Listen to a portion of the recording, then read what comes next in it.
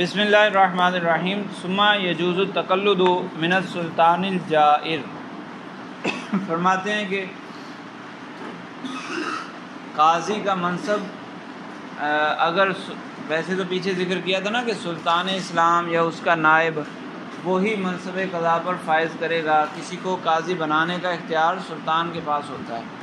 تو اگر عادل سلطان ہے وہ کسی کو قاضی بناتا ہے تو وہ بھی شرعی قاضی ہوگا، لیکن اگر کوئی جائر سلطان ہو، عادل نہ ہو،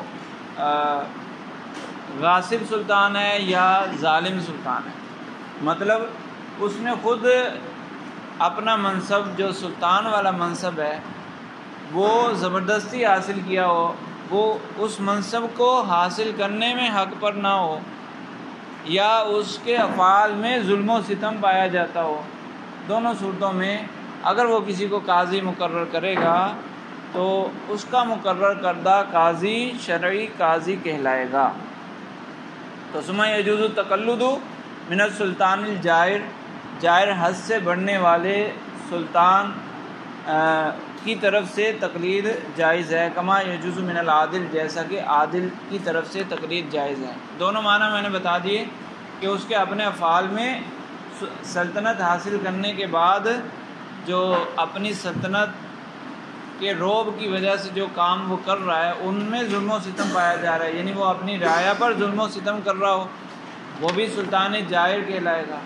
یا اس منصب کو حاصل کرنے میں، سلطان والا منصب حاصل کرنے میں اس نے مروجہ طریقے کو اختیار نہ کیا ہو تو وہ بھی سلطان جائر کہلائے گا، یعنی اپنے افعال میں تو وہ صحیح ہے لیکن ان مروجہ طریقے کو چھوڑ کر کسی اور طریقے سے اس نے وہ منصب حاصل کیا ہو تو وہ بھی سلطان جائر کہلائے گا، لہٰذا اس کی طرف سے مقرر کردہ جو قاضی ہوگا وہ شرعی قاضی کہلائے گا۔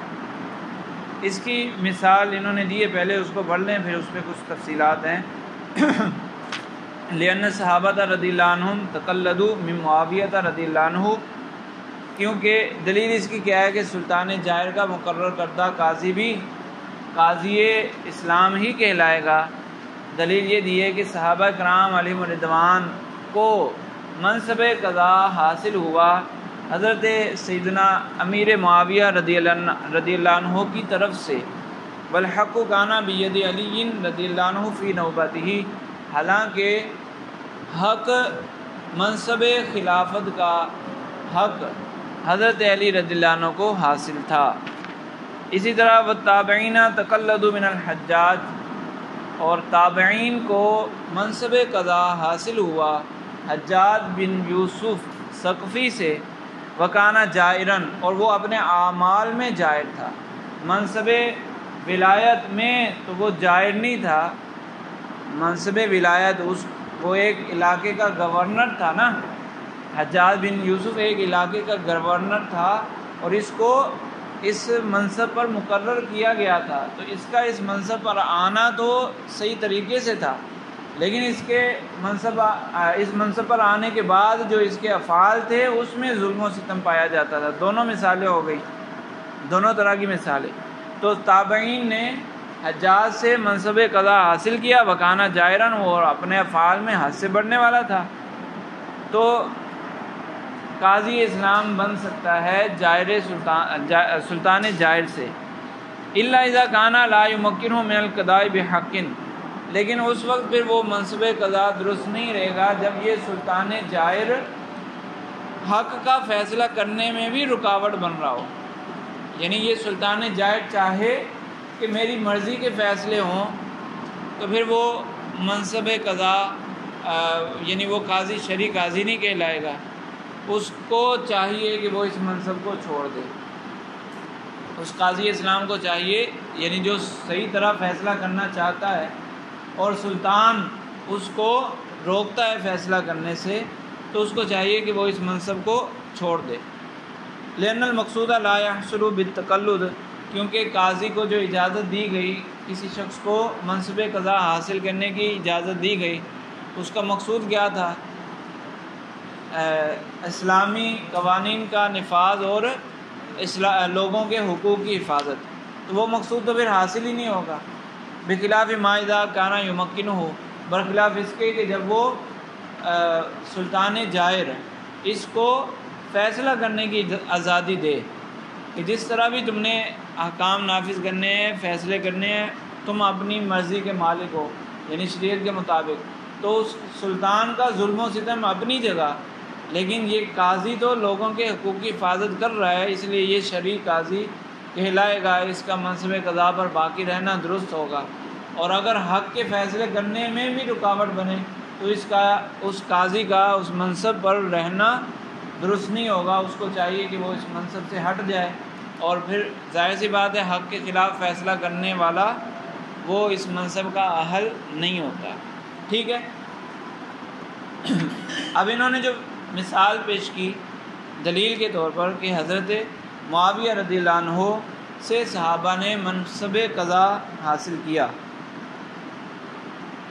تو حضرت سیدنا امیر معاویہ رضی اللہ عنہ حضرت عمر رضی اللہ عنہ کے دور میں جب شام کی فتح ہوئی تو دمشق کا گورنر بنایا گیا ان کو، حضرت سیدنا امیر معاویہ رضی اللہ عنہ کو دمشق کا گورنر بنایا گیا۔ پھر حضرت عثمان رضی اللہ عنہ کے دور میں ان کو پورے شام کا گورنر بنا دیا گیا۔ پھر حضرت عثمان رضی اللہ عنہ کی شہادت ہوئی تو خلافت حضرت علی رضی اللہ عنہ کو حاصل ہوئی، اور اسی دوران یعنی ابھی خلافت کا اعلان نہیں ہوا تھا، اسی دوران شہادت کے فوری بعد اختلاف پیدا ہوا حضرت سیدنا امیر معاویہ رضی اللہ عنہ کا اور حضرت سیدنا علی المرتضیٰ رضی اللہ عنہ کا۔ کس معاملے میں؟ ذاتی اختلاف نہیں تھا، اختلاف اس بات میں تھا کہ قاتلین عثمان رضی اللہ عنہ سے ابھی بدلہ لیا جائے۔ حضرت امیر معاویہ رضی اللہ عنہ کا تقاضا یہ تھا کہ ان کو ابھی سزا دی جائے، ابھی ان کو پکڑا جائے، اور حضرت علی رضی اللہ عنہ کا یہ اجتہاد تھا، ان کی یہ رائے تھی کہ ابھی اس معاملے کو تھوڑا مؤخر کر دیا جائے کہ دیگر بہت سارے معاملات موجود ہیں، اگر اس معاملے کو چھیڑا گیا تو خرابی پیدا ہوگی، تو اس لیے اس کو مؤخر کر دیا جائے۔ اس معاملے میں اختلاف پیدا ہوا، اور ابھی اختلاف چل رہا تھا کہ حضرت علی رضی اللہ عنہ کی خلافت کا اعلان ہو گیا، اور حضرت سیدنا امیر معاویہ رضی اللہ عنہ چونکہ شام کے گورنر تھے تو من وجہن یہ چونکہ جو بھی گورنر ہوتے ہیں وہ خلیفہ کے تابعی ہوتے ہیں، تو اس اعتبار سے تو یہ تابع تھے، لیکن عملی طور پر من وجہن حضرت سیدنا امیر معاویہ رضی اللہ عنہ نے گویا کہ علیحدگی اختیار کر لی۔ گورنر تھے لیکن وہ اپنے طور پر معاملات چلا رہے تھے، خلافت کے تابع من کل الوجوہ نہ رہے۔ ٹھیک ہے، اور یہ کب تک ہوا؟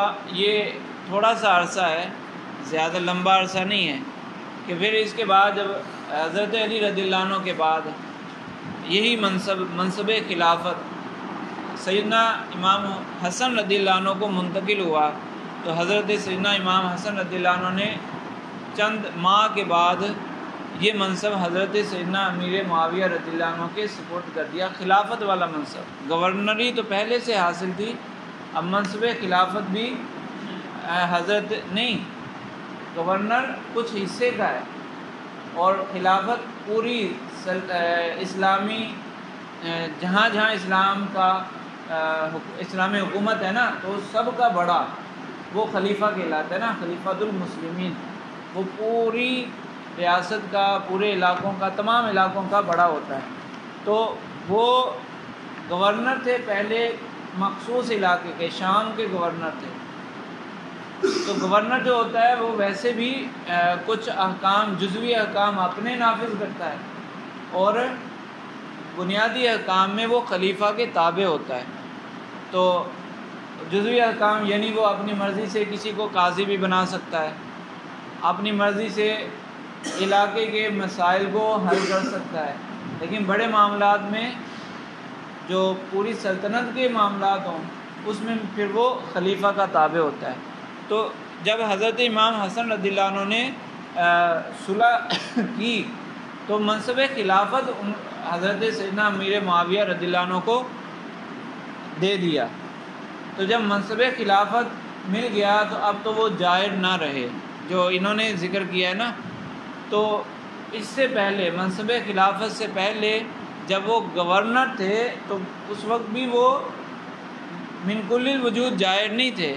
انہوں نے بطور مثال ذکر کیا اور اس میں بھی قید لگا دی کہ بالحق و کانا بید علی رضی اللہ عنہ فی نوبتہ، کہ خلافت کے اعتبار سے حضرت علی رضی اللہ عنہ حق پر تھے.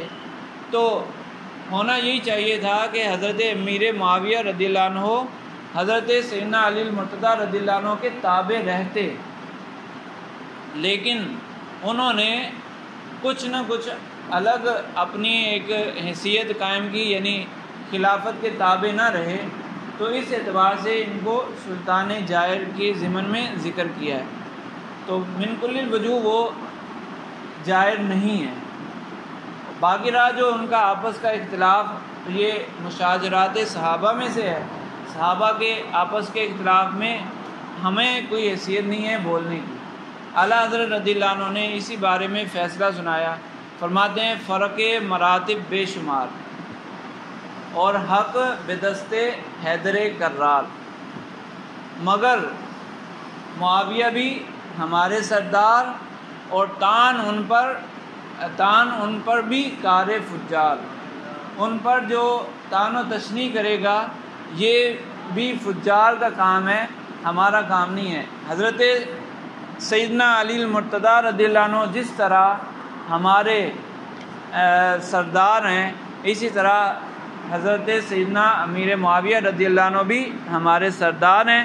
اور دو سرداروں میں اگر اختلاف پیدا ہو جائے تو کسی کمین کی کیا اوقات کہ وہ فیصلہ کرے کہ یہ غلط ہے یہ صحیح ہے. ٹھیک ہے، تو دونوں ہمارے سردار ہیں. ان کا دنیاوی اختلاف بھی نہیں تھا، ان کا ایک اجتہادی اختلاف تھا. اجتہادی اختلاف میں جو خطا پر بھی ہو اس کو بھی ثواب ملتا ہے. تو حضرت یہ تو متفقہ عقیدہ اہل سنت کا کہ اس معاملے میں حق پر حضرت سیدنا علی المرتضیٰ رضی اللہ عنہ تھے، لیکن اس وجہ سے حضرت سیدنا امیر معاویہ رضی اللہ عنہ پر طعن و تشنیع نہیں کی جا سکتی. تو یہاں مقصود چونکہ اپنی بات کو ثابت کرنا تھا، اس لیے انہوں نے صاحب ہدایہ نے اس کو ذکر کیا، لیکن اس میں بھی لحاظ رکھا ہے. انہوں نے کہا والحق کان بید علی رضی اللہ عنہ فی نوبتہ. ایک تو اس میں رد ہے روافض کا جو کہتے ہیں کہ حضرت سیدنا علی المرتضیٰ رضی اللہ عنہ خلیفہ بلا فصل ہیں. اس کا بھی رد ہے کہ اپنی باری میں وہ حق پر تھے. باری جو ان کی ہے چوتھی باری، خلافت چوتھے مرتبے پر ان کو حاصل ہوئی، اس میں وہ حق پر تھے. حضرت سیدنا امیر معاویہ رضی اللہ عنہ کو چاہیے تھا کہ اس زمانے میں، جس زمانے میں حضرت علی مرتضیٰ رضی اللہ عنہ خلیفہ تھے، اس زمانے میں وہ خلافت کے تابع رہتے. لیکن انہوں نے اس بنیاد پر اختلاف کیا کہ حضرت عثمان رضی اللہ عنہ کے قاتلین سے قصاص لینا چاہیے. تو وہ ایک ذاتی کوئی اختلاف نہیں تھا، ان کا ذات کا اختلاف نہیں تھا، وہ ایک دینی اختلاف تھا. دینی اختلاف میں ایک الگ رائے انہوں نے رکھی. تو اس معاملے میں اگر دینی معاملات میں آپس میں کوئی ان کا کوئی مقابلہ ہو جاتا ہے، کوئی تنازع پیدا ہو جاتا ہے، تو ہمیں کیا اس سے ملے گا کہ جب ہم فیصلہ کرنا شروع کر دیں. تو فرماتے ہیں کہ حضرت سیدنا امیر معاویہ رضی اللہ عنہ سے جب صحابہ کو منصب قضا حاصل ہوا اور وہ منصب قضا کو ان صحابہ نے نبھایا بھی ہے، منصب قضا کو ان صحابہ نے نبھایا بھی ہے، تو اس سے پتہ چلا، دلیل مل گئی کہ جو یہ تو سلطان جائر حقیقی نہیں ہے. تو جو حقیقی سلطان جائر اس کی ایک مثال آگے دوسری دے بھی دی نا، حجاج بن یوسف والی. اور جو حقیقی جائر ہو اس سے بھی پھر منصب قضا کو حاصل کیا جا سکتا ہے اور وہ شرعی منصب ہی کہلائے گا. جی.